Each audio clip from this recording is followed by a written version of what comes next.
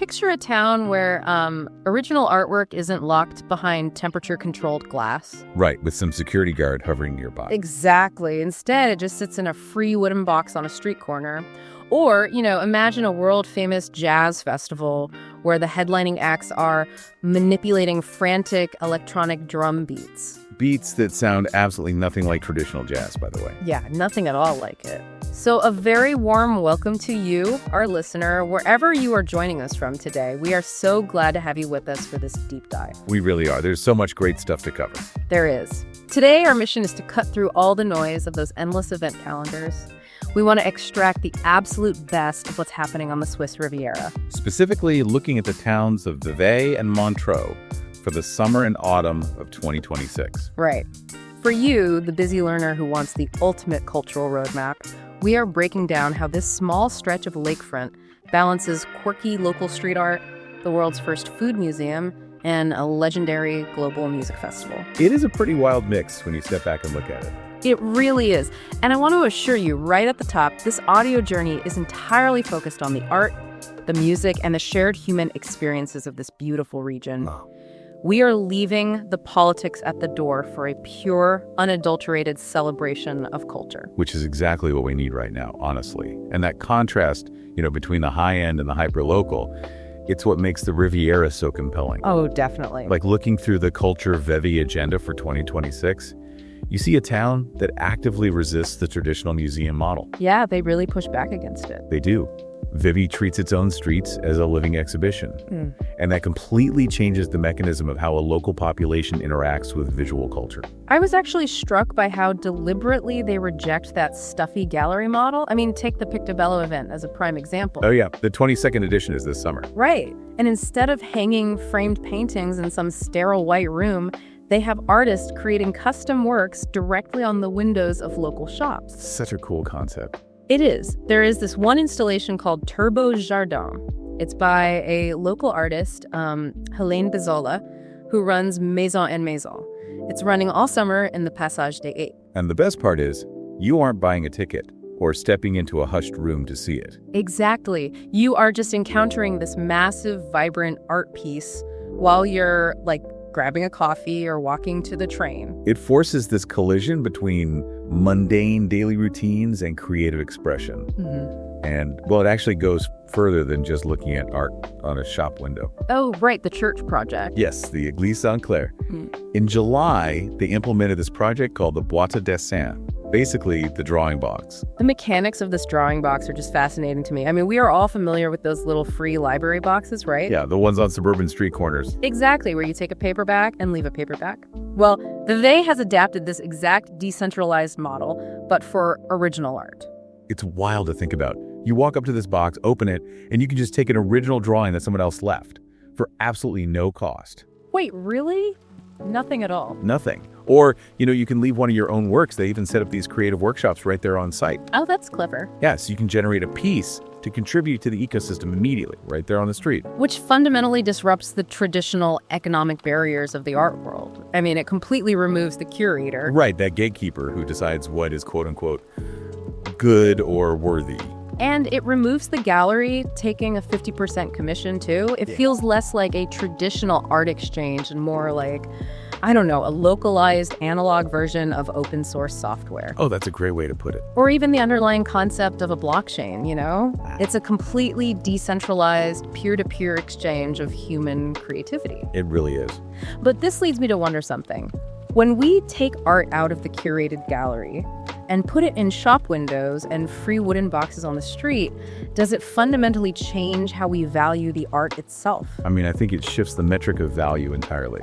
Well, in a gallery setting, the value of a piece is heavily dictated by scarcity, price tags, and critical consensus, right? Yeah. But when you place a drawing in a free box on the street, the value becomes purely emotional and communal. Oh, wow. Yeah, I see what you mean. The worth of the art is generated by the connection between the anonymous person who made it and the stranger who decides it moves them enough to take it home.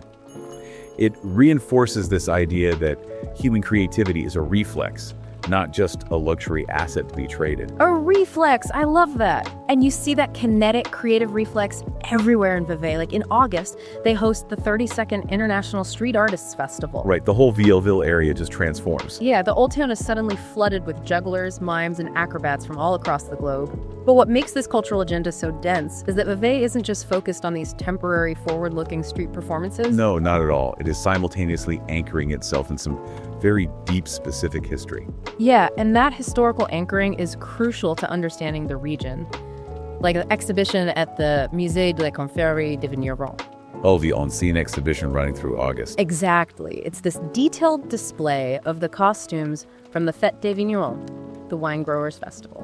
Which is a massive undertaking. I mean, considering the festival only happens once a generation. Wait, really? Only once a generation? Yeah, roughly every 20 to 25 years. That is incredible. So it's a huge deal when it happens. Precisely. The festival is this monumental but highly ephemeral event. The party ends, the arenas are dismantled, and the costumes are packed away. Right, it's just gone. But the exhibition notes point out that these specific garments carry immense historical and emotional weight. They aren't pristine garments woven for a mannequin. Right, they were actually used. Yeah, they were worn, sweated in, and loved by the local participants for an entire summer.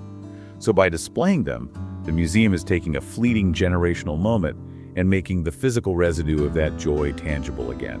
It's like a way of archiving an emotion. And they are extending that archival historical outreach into the neighborhoods too. Yes, the library bus. Yeah, la Biblio dans ton quartier.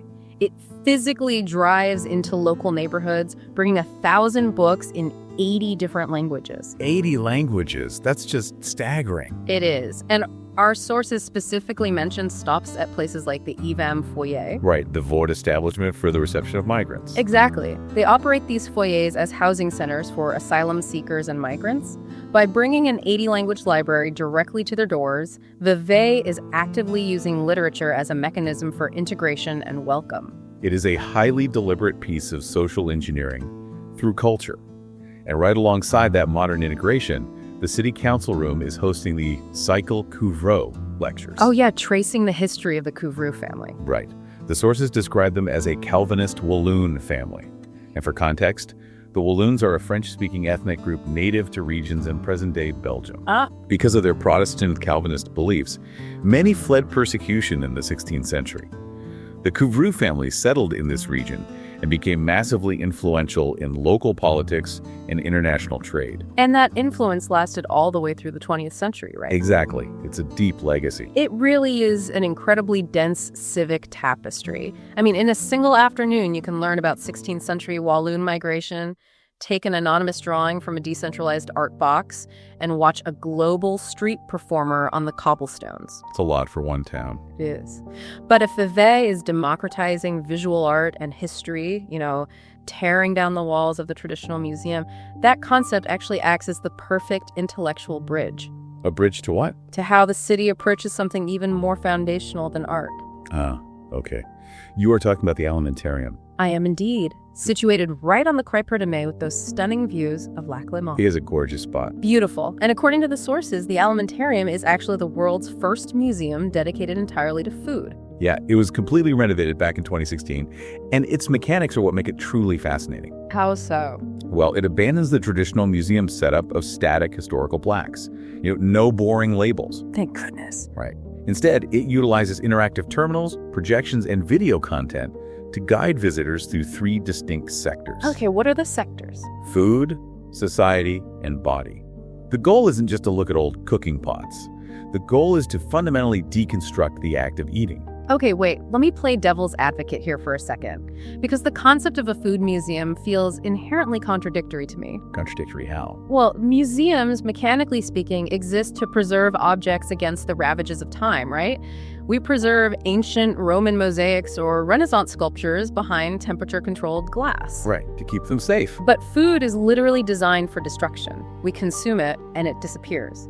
So how does an immersive exhibit capture the society or body aspect without essentially functioning as just a highly stylized educational restaurant? That is a really valid distinction to make, but think about it this way. A restaurant is focused entirely on the output. The output, like the meal itself. Exactly. The pleasure, the flavor, the immediate sensory experience of eating. The alimentarium, however, focuses entirely on the inputs and the systemic impacts. Oh, I see. The museum isn't trying to preserve a sandwich in a glass case.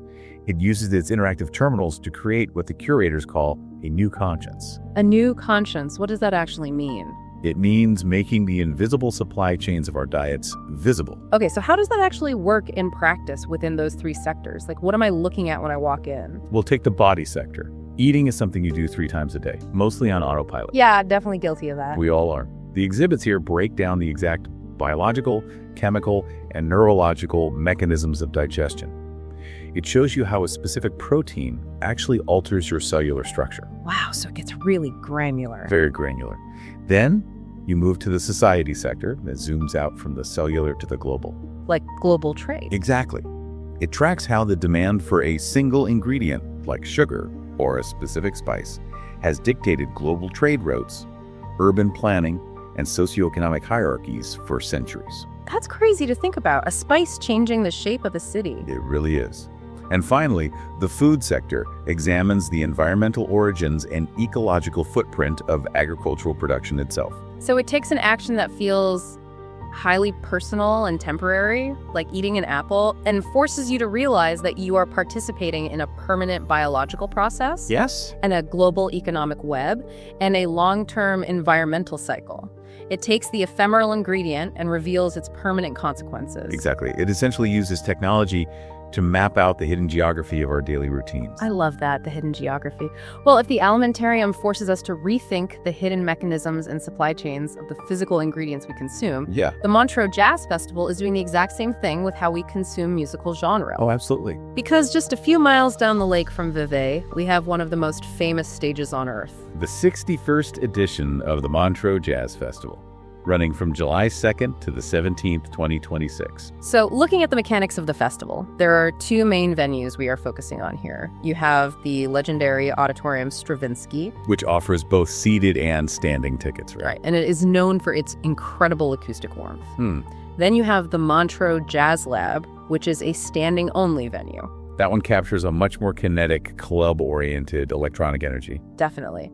And the 2026 lineup across both of those stages is just a masterclass in challenging the boundaries of genre. It really is staggering. I mean, opening night in the Auditorium, Stravinsky kicks off with RAIE. Oh, she is phenomenal. Right. She has been completely rewriting the rules of alternative pop and R&B with immense vocal agility. And the heavyweights populating this program are just legendary. You've got Sting bringing his extensive catalog. Yep. And Nick Cave and the Bad Seeds are scheduled, bringing their intensely brooding poetic rock. And John Legend is doing a specialized evening of songs and stories, which just feels perfectly tailored for the intimacy of Montreux. Absolutely perfect for it. Yeah. You also have Van Morrison and Moby bringing his ambient electronic mastery to the stage. But where the programming gets truly brilliant, in my opinion, is how it balances those legacy acts with contemporary artists. The ones who are heavily manipulating sound right now. Exactly. Artists defining the current musical era. This is where we need to dig into the mechanics of these subgenres. Take Tyla, for example. Oh, she is bringing a Mapiano to the festival. Right. And for you, our listener, if you might not be deep into South African music, Amapiano is a subgenre of house music that emerged in the 2010s.